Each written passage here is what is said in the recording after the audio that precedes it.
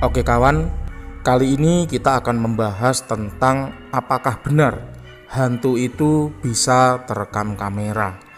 Maka langsung saja jawabannya adalah tidak semua hantu bisa terekam kamera. Sehingga tidak semua penampakan yang ada, baik itu di channel YouTube, di televisi, ataupun di video-video yang lain, itu adalah real, asli tanpa rekayasa, seperti itu. Saya sendiri bermain supranatural sudah bertahun-tahun ya.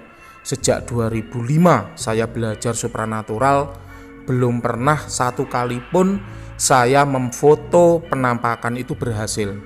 Padahal saya ini ahlinya ahli kalau dalam hal terawangan, jadi mendeteksi makhluk gaib itu pasti akurat. Namun sejauh ini saya bermain supranatural, ketika saya melihat ada penampakan, kemudian saya foto atau saya video, penampakan tersebut tidak dapat terekam kamera. Itu jawaban versi Padepokan Sengkelat. Lalu penjelasannya bagaimana? Nah, ini dia penjelasan panjangnya. Hantu yang terlihat mata itu disebut dengan manifestasi. Manifestasi sendiri diartikan sebagai tanda-tanda kehadiran jin di sekitar manusia. Hantu itu juga jin, khodam juga jin, sehingga tanda-tanda kehadiran mereka disebut sebagai manifestasi. Kehadiran mereka bisa ditangkap melalui panca indera atau 5 alat indera, oleh mata ya berupa penglihatan, wujudnya yaitu penampakan-penampakan seperti itu, entah penampakan bayangan hitam, entah penampakan siluet putih, entah penampakan wanita berambut panjang, entah penampakan anak kecil berlari-lari, entah penampakan sosok kecil panjang ya, dan lain sebagainya. Kemudian penampakan yang ditangkap oleh telinga yaitu suara-suara, entah itu bentuk suara anak menangis ya, entah suara bayi menangis, entah suara wanita tertawa, kemudian entah suara benda jatuh, entah suara kaki berjalan-jalan dan lain sebagainya. Kemudian manifestasi yang ditangkap dengan kulit itu contohnya colekan ya, sentuhan, ada yang menampar, ada yang menjambak, atau kemudian perubahan suhu, tiba-tiba dingin, tiba-tiba panas, tiba-tiba merinding dan lain sebagainya. Nah, khusus untuk penglihatan ya, khusus untuk penglihatan ini, suatu jin ya, sosoknya itu bisa ditangkap oleh penglihatan manusia apabila ada syaratnya, yaitu frekuensi antara si jin dengan frekuensi si manusia itu sama. Jadi kalau frekuensinya sama, maka akan terlihat. Namun apabila frekuensinya tidak sama, maka tidak akan terlihat. Nah, apabila praktisi supranatural itu bisa melihat makhluk, maksudnya bisa menangkap ya, bisa menangkap frekuensi jin itu, karena praktisi supranatural itu sudah terlatih merubah-rubah frekuensi dirinya sehingga bisa mencocokkan dengan frekuensi jin yang ingin dia tangkap sosoknya ya. Nah, kemampuan inilah yang kemudian oleh para praktisi supranatural modern disebut dengan tuning energy.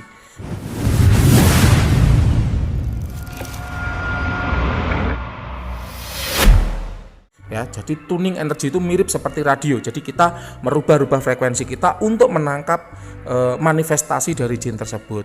Nah, itu apabila dilakukan oleh praktisi supranatural. Nah, apabila orang awam yang tidak terbiasa melakukan olah energi, maka akan kesulitan. Itulah kenapa tidak semua orang awam bisa ya melihat penampakan. Contohnya ada sekelompok remaja yang pos kampling begitu ya, katakan 5 orang. Tiba-tiba satu orang menjerit-jerit, dia melihat sosok penampakan hitam besar ya, hitam besar, kalau orang awam bilang gendruwo begitu. Nah, paling dari 5 orang 1 atau 2 orang yang bisa melihat, sedangkan sisanya tidak bisa melihat. Kenapa? Karena kebetulan yang frekuensinya sama hanya 1 atau 2 orang itu aja, sedangkan yang lain itu frekuensinya tidak sama, sehingga akibatnya yang frekuensinya sama bisa melihat, yang frekuensinya tidak sama tidak bisa melihatnya gitu loh. Nah, kemudian orang luar negeri pun sama. Ini tidak hanya berlaku di Indonesia ya, di luar negeri pun sama. Sosok hitam ini kalau di luar negeri itu bisa disebut dengan black shadow misalnya ya.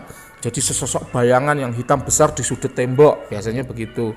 Jadi sama, mau itu di Indonesia mau di luar negeri, bayangan hitam besar ini tetap ada. Kalau kita menyebutnya genderuwo, di luar negeri ada yang menyebutnya bayangan hitam, ada yang menyebutnya lagi Frankenstein misalnya dan lain sebagainya. Nah, kemudian ya, karena manusia itu bisa berubah-ubah ya frekuensinya, sehingga tidak semua manusia itu melihat penampakan tiap hari. Ya, tidak semuanya. Kenapa? Karena frekuensi manusia sendiri berubah. Contoh saya katakan saya ini orang awam. Hari ini Kamis malam Jumat saya melihat ada penampakan di bawah pohon asem. Besok Sabtu malam Minggu belum tentu saya masih melihatnya.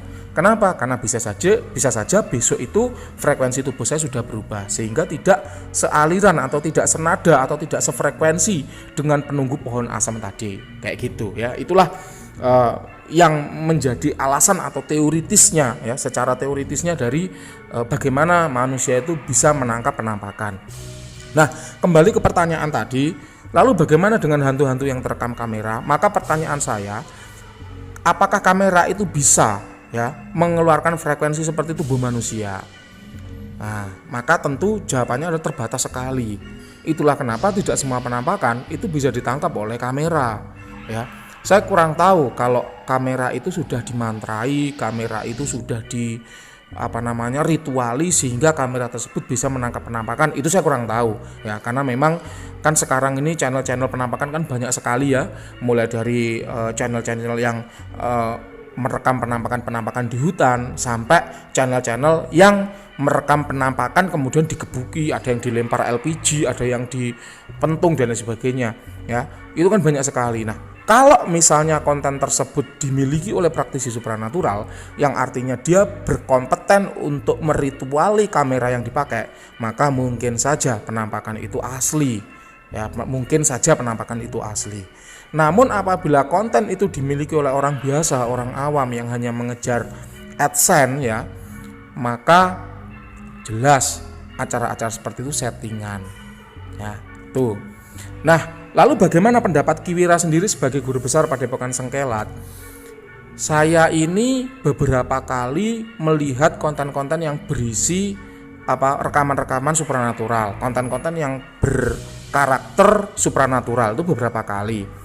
Nah, salah satu dari seluruh channel yang saya tonton itu kemudian saya benar-benar menangkap kehadiran sosok goib yang dihadirkan misalnya.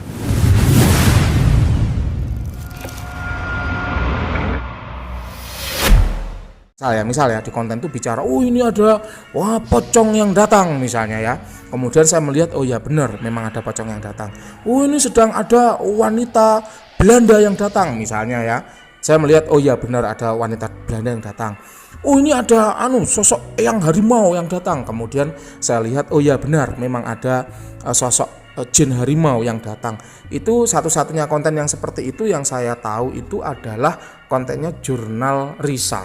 Ya, Jurnal Risa. Selebihnya mohon maaf kalau mereka bicara ada yang datang, ada jin yang ini, yang itu, yang kok saya tidak menangkap manifestasi mereka. Jadi yang benar-benar konten beneran ya itu Jurnal Risa. Jurnal Risa. Nah, seperti itu. Nah, sementara konten yang beneran aja mereka tidak menunjukkan hantu yang terekam, kemudian sosok yang terekam itu mereka tidak menunjukkan, mereka hanya menggambarkan. Oh iya benar di sini ada begini dan begitu. Ya, jadi mereka pun yang kontennya beneran itu pun tidak menunjukkan hantu yang terekam kamera. Apalagi yang kontennya tidak beneran gitu loh ya. Oke kawan, itulah jawaban dari pertanyaan yang ternyata menghantui begitu anggota dari Padepokan Sengkelat. Sekian dulu materi kali ini, sampai jumpa di konten-konten yang berikutnya tentunya.